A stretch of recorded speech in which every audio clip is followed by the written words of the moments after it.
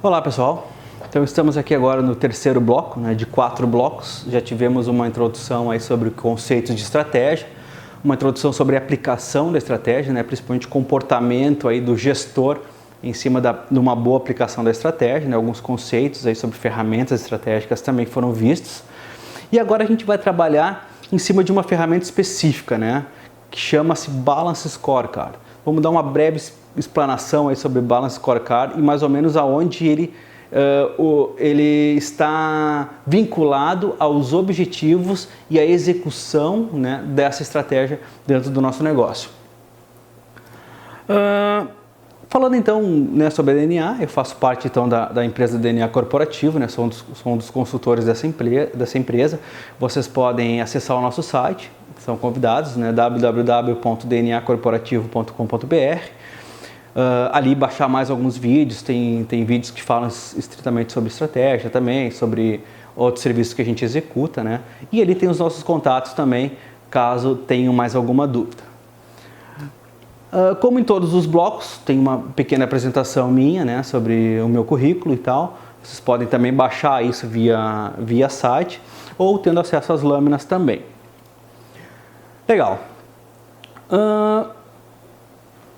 Vamos falar um pouquinho então sobre Balance Scorecard, essa ferramenta que eu particularmente sou bastante fã, implemento essa ferramenta pelo Brasil inteiro em vários tipos de organização, desde organizações pequenas até grandes organizações, autarquias,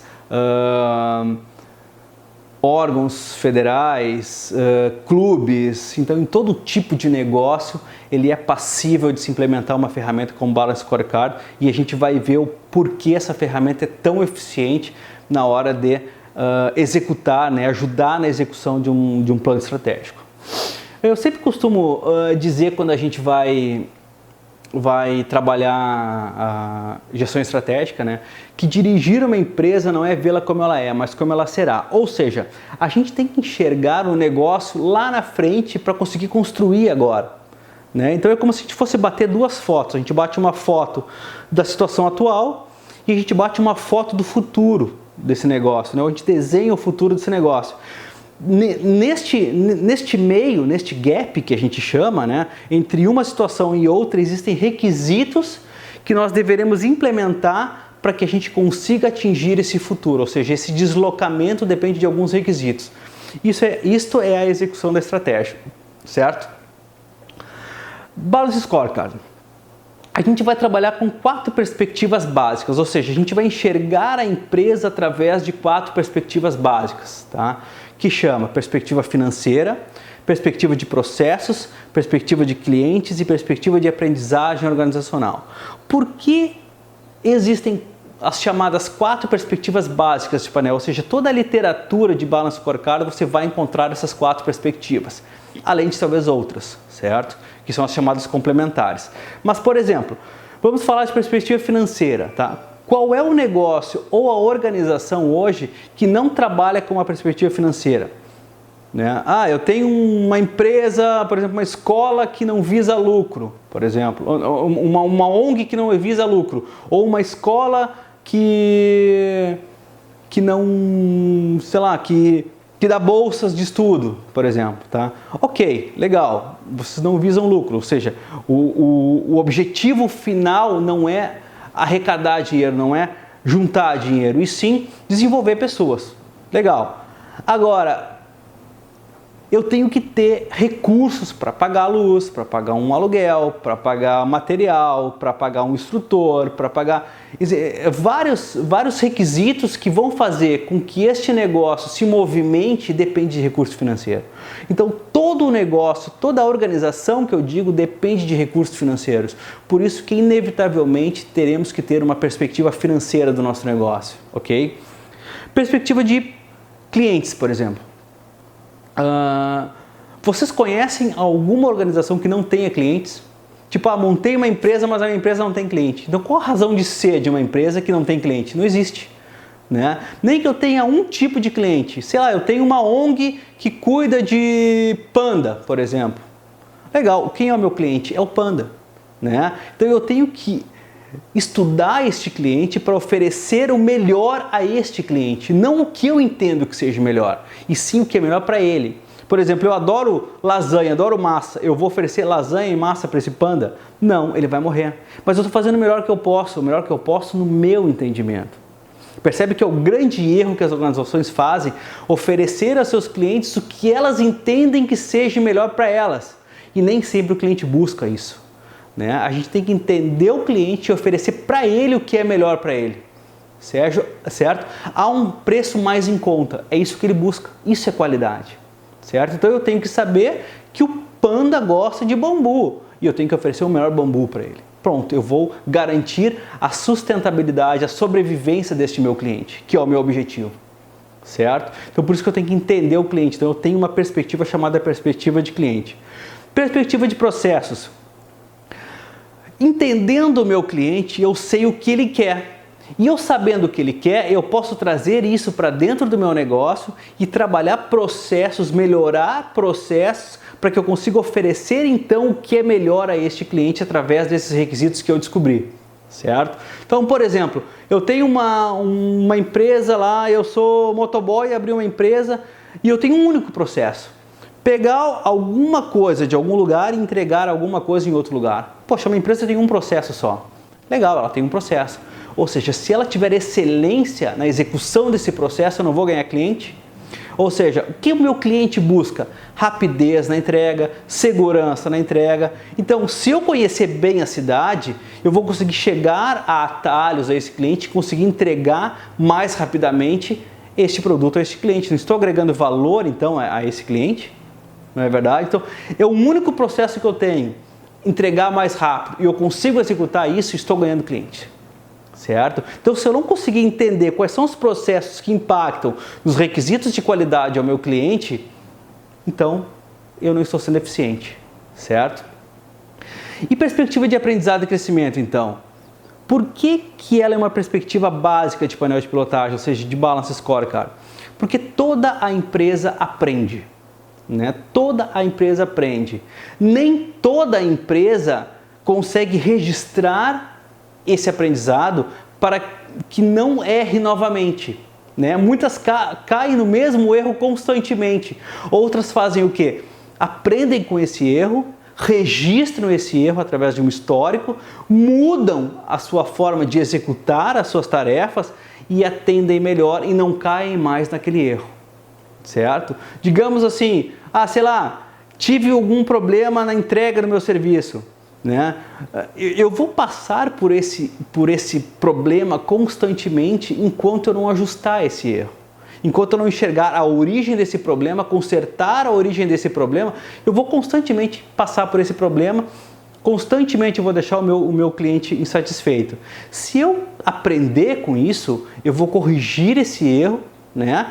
E vou conseguir, então, trabalhar melhor no meu cliente e vou me preocupar com outro problema. Esse já passou, esse eu já aprendi, né? Então, muitas empresas conseguem fazer esse resgate e aprender, tá? Por isso que toda empresa aprende, toda organização aprende. Só que nem todas conseguem reter esse aprendizado. Por outro lado, eu tenho, então, algumas perspectivas chamadas perspectivas complementares. O que seriam perspectivas complementares? Por exemplo, perspectiva de mercado, né? Eu devo conhecer o meu mercado, devo conhecer meu market share no meu mercado? Sim, talvez seja importante, para o seu negócio seja importante. Porém, para um outro tipo de negócio não seja tão importante. Talvez esse indicador hoje não tenha relevância no meu negócio, né? Então eu posso conviver sem conhecer este mercado, por exemplo. Perspectiva de responsabilidade social. É importante eu trabalhar a responsabilidade social? É importante, mas eu não sou obrigado a trabalhar a responsabilidade social. Se eu quiser, eu não preciso ajudar ninguém. Agora, se eu ajudo, por que não medir isso? Por que não saber a qualidade dessa ajuda? Eu posso estar doando roupa e uma determinada entidade vende roupa para comprar tinta. Então, por que eu não compro a tinta? Ou por que eu não ajudo com a mão de obra de pintura, por exemplo? Não é verdade? Então, eu posso estar despendendo recursos dentro de uma ação social que não é a melhor que eu possa oferecer. Tá? O que mais? Perspectiva de ambiente organizacional, por exemplo. É importante ter um bom clima organizacional? É importante, porém não essencial.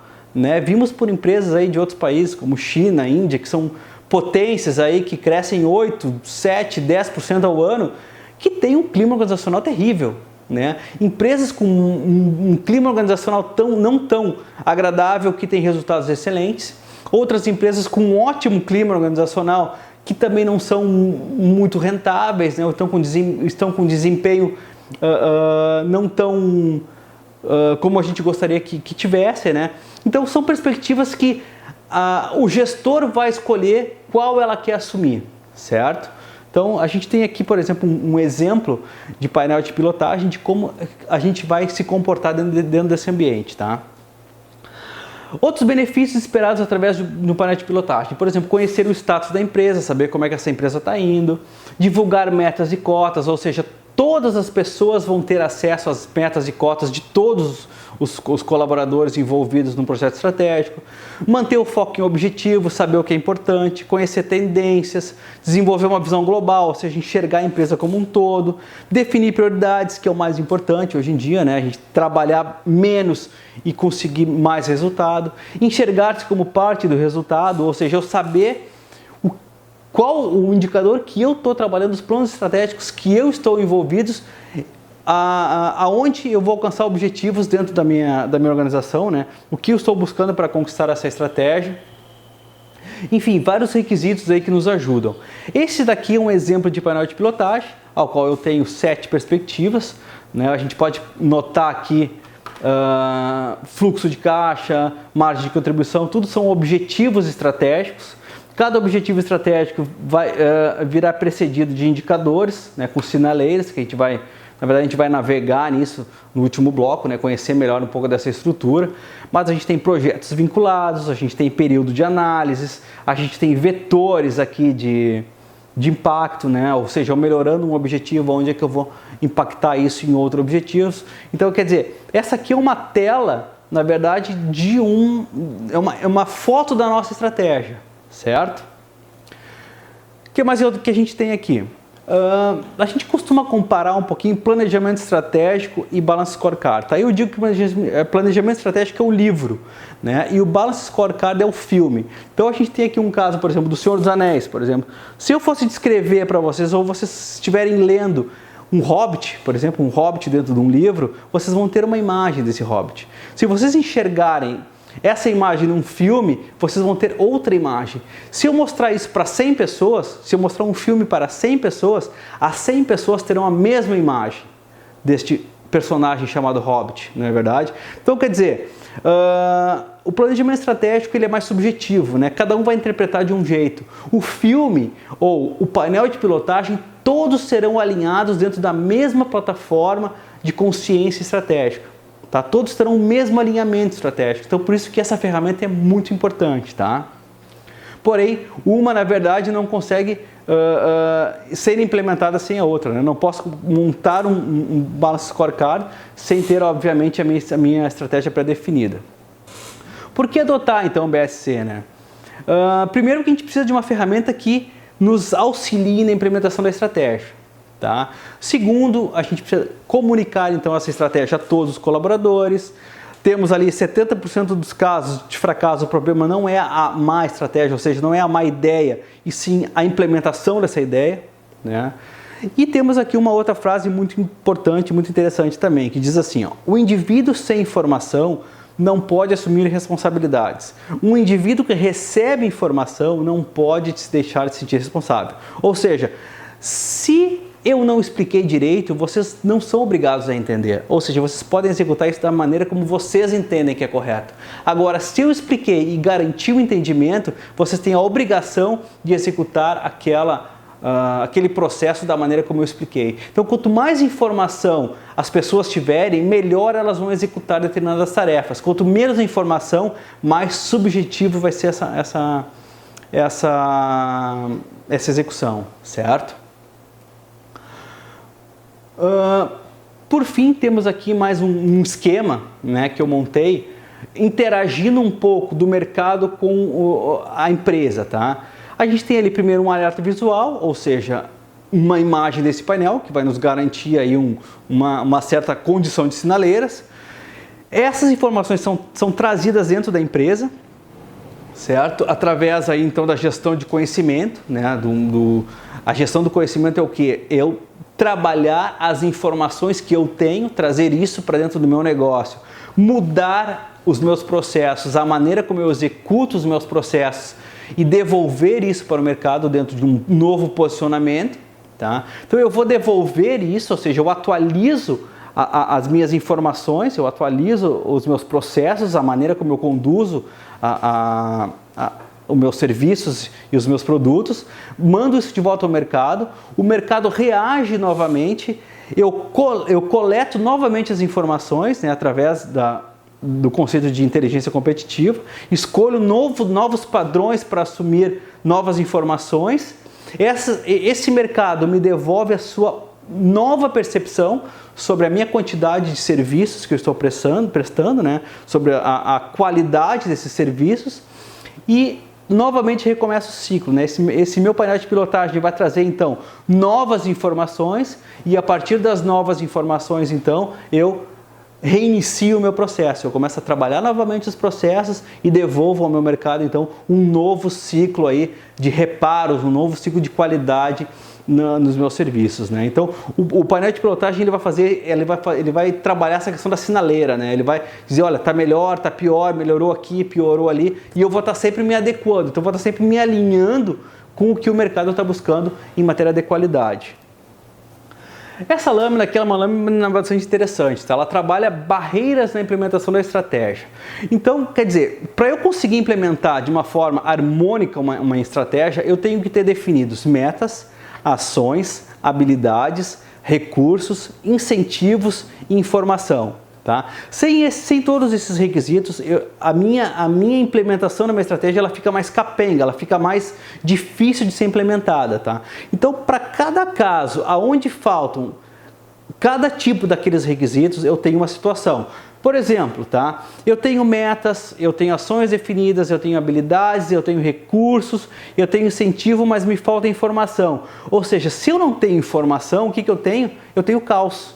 Né? Eu tenho tudo pronto para executar, mas eu não tenho informação, então eu tenho caos no meu negócio. Né? Eu não consigo sair do meu lugar. Por outro lado, se eu tenho metas, ações, habilidades, recursos, me faltam incentivos, e eu tenho informações ali na segunda linha, eu tenho uma pequena transformação. O que seria essa pequena transformação? São algumas pessoas que não precisam de um estímulo muito alto para que a gente consiga então agir. Né? Em toda a empresa tem aí em média de 5 a 10% de pessoas que não precisam de estímulo, elas mesmas se estimulam, elas encontram o estímulo necessário para poder atuar. Né? Então essas pessoas causam já a sua pequena transformação, certo? Em outros aspectos eu tenho ali frustração quando me falta um recurso, eu tenho medo e insegurança quando me falta habilidade, né? A gente já falou isso inclusive no módulo 1, quando a gente falou das fobias, né? Então a falta de habilidade, a falta de conhecimento nos traz insegurança. Eu tenho falta de ações, ou seja, eu não consigo organizar ações, ou seja, eu não consigo escalonar a minha estratégia em planos de ação, né? Que façam com que essas ações andem para frente, então eu tenho um início de comprometimento e quando eu consigo então finalmente ter todos os requisitos, eu consigo implementar uma estratégia de uma maneira mais harmônica. Por fim, eu digo a vocês o seguinte, ou a gente evolui, né, dentro do conhecimento das ferramentas, né, dentro do conhecimento do que o mercado busca, a gente consegue explorar um pouquinho mais esse mercado, explorar um pouquinho mais as necessidades do cliente, olhar um pouquinho para dentro, né, trabalhar essas questões mais intrínsecas, ou a gente some. Né? O mercado hoje ele não admite mais a gente não entender ele, né, e oferecer o que a gente simplesmente acha que ele vai querer. Não, a gente tem que oferecer o que ele realmente deseja. Tá? Então a nossa estratégia de evolução está em se adaptar ao nosso meio. Como a gente falou no bloco 1, né? O poder de adaptação, ou seja, se eu não conseguir entender o meu meio, eu vou me deslocando, até que aquele meio, até que eu já não faço mais parte daquele ecossistema. Né? E eu não fazendo parte do ecossistema, provavelmente eu vá sumir, eu não vou conseguir acompanhar esse meu plano de necessidades, né? Esse meu plano de contingências. Para quem quiser saber mais um pouquinho de informação, né, então aí tem os meus contatos, pode lá entrar, me adiciona no Skype, acessa o nosso site lá e a gente está aí para ajudar você. Valeu, obrigado.